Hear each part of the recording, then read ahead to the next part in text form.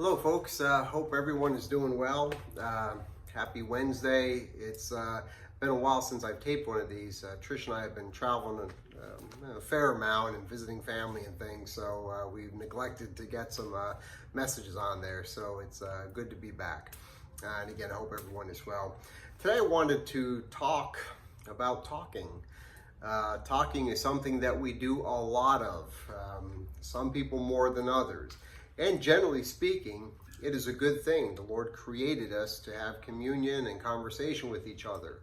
The Lord talked as he taught. The prophets talked as they taught and instructed us. It's an important thing.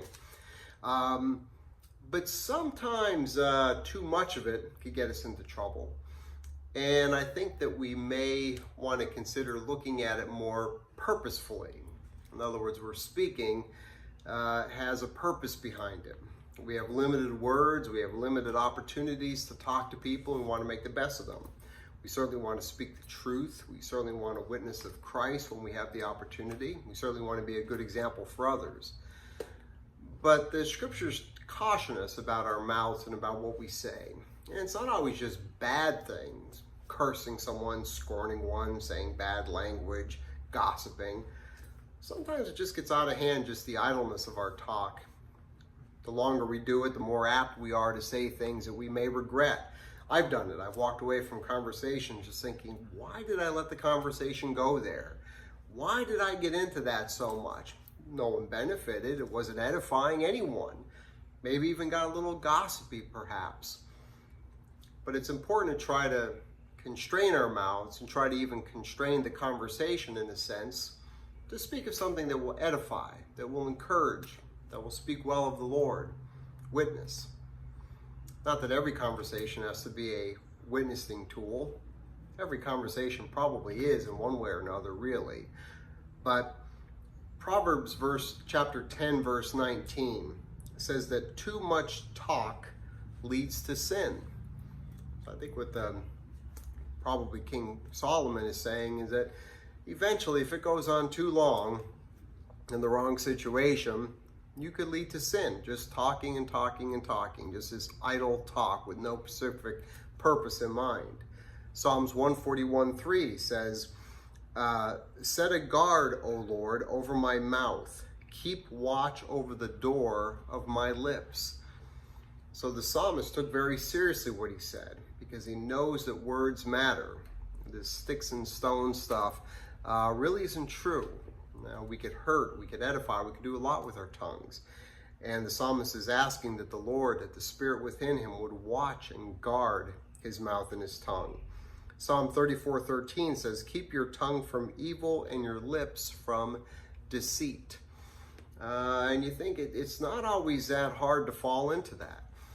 The bottom line is we want to look good, and we want to look good in front of others. So it doesn't take much in a conversation just to start kind of talking well of yourself. Things perhaps that aren't even true, because we just want to make ourselves look good. Especially sometimes we could pay particular attention to people that are of a higher status. Maybe they've got some money, they're in a certain office, they're popular. And we're tempted to want to look better in the eyes of those people. So we may say things that aren't even true. In fact, just trying to talk to them and convince them that we're pretty cool or pretty hip is a big waste of time.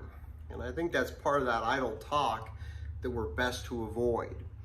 In our conversations, we're looking to help and edify others, not build ourselves up. But that's easy to do, and unfortunately, it comes quite naturally. In the book of Matthew, chapter 26, we have a situation where Jesus is coming to Jerusalem, and he is welcomed joyously, is celebrated. Jesus goes in and goes into the temple and chase out the money changers. And later in the Garden of Gethsemane, Jesus goes off on his own to pray, and he instructs the disciples to do the same, to watch and to pray. What an opportunity to sit around these 12 guys and just chat and talk about the events of the day. For Jesus himself, too. Who knows what kind of things that could have been said.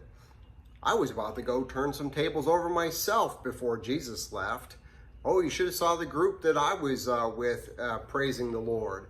Just kind of things that who knows what could have been said, but the Lord's instruction to them was watch and pray. It's a time for that, not just idle talk.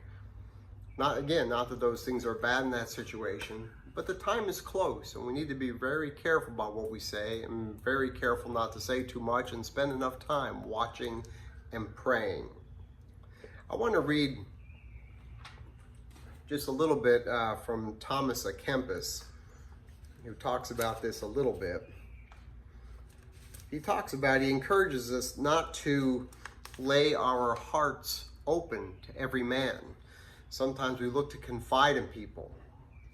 Some things that we probably shouldn't be confiding in them about, unless it's someone of good stature, someone or good moral character, I should say, a Christian brother or sister, someone of that has shown and displayed some wisdom, or a lot of wisdom.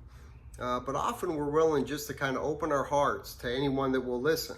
And not a lot of people want to listen these days, so I know it's hard to come by someone who's good and wants to pay attention to you. But we've got to be careful not just to lay all of our secrets and struggles just to anyone. We want to make sure we're getting some good counsel back from these people. Just to quote him here, he says, "Desire to be familiar with God alone and his angels and avoid the acquaintance of men. We must have love toward all, but familiarity with all is not expedient." So again, this is old. He wrote this in the 1400s, but basically what he's saying is we want to be familiar with God mostly. It is his presence and companionship that we want the most. We want to love the people around us. Definitely, we want to demonstrate that, and often that's going to be through talking to them. But being familiar with everyone. Some people have the need to conjure or to gather as many friends as possible. They want to be popular. They want to have phone numbers and call and get together, just great numbers around them all the time. And often these acquaintances are just that. There's not much depth to the relationship. But often we find that important. But it really isn't. It's mostly our relationship with God. And when we're encumbered with a lot of relationships often, it makes it more difficult. Often that's a lot more phone calls, a lot more text. Sometimes it's important just to focus on a few godly friends, focus mostly upon the Lord, and let him direct us.